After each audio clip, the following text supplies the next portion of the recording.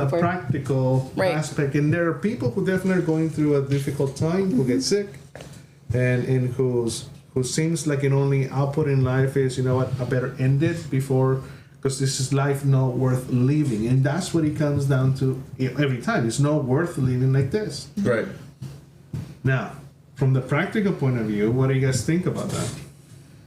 Practical. I don't have a practical. I only have one view of it. I believe it's a really selfish. It's a really selfish way of looking at life. But I am also extremely pro-life in every aspect. So. Matt, let's put him on the spot because he hasn't seen much at all to it. Gosh, I don't know. Yeah. I don't know. I think it's very, like, maybe I could kind of understand it, but I do see it's very selfish, because I guess when you're caught in it, you're like, yes, that's it, I'm going to do it, you know. But you have experience with that. I do. Oh, I do. Right. I had a friend back a long time ago who was just very very depressed all the time.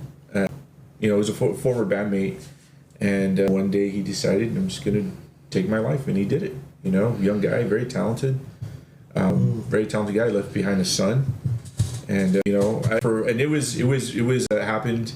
I think early in my Christian walk. You know, so I didn't know what to think about it, and so. You know, it caught me by surprise, honestly. I was just kind of blown away by it. But that takes away a little bit from the medical euthanasia. I think that where I would have taken that, or I'm taking the question, and I'm so sorry, I'm putting you on the spot. Okay. But more along the lines of, you've experienced somebody who's gone through extreme medical issue. Yes. And then watched them suffer for I don't know how many years. Yes, about. Well, I mean, for the whole thing, it was probably about 10, 12. Okay.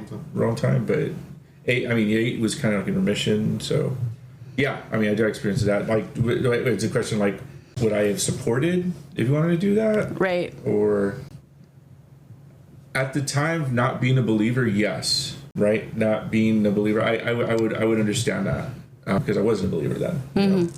But now being a believer, I would say no, because no matter what, it's important that, you know, like I think, like, just like we saw, you know, your life has a testimony to it, you know, and it affects people even after you pass away.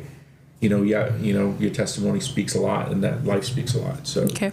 So yeah, I guess that's my answer. Right now, no. Then probably, you know, I don't know. But you're looking at a life without the Lord. You're looking at a life from a human point of view, and from the human point of view. People will say it's not worth living. If I'm in pain, if this has cost me so much, and that's it. But that's the fallacy of only looking at things from this side of heaven and not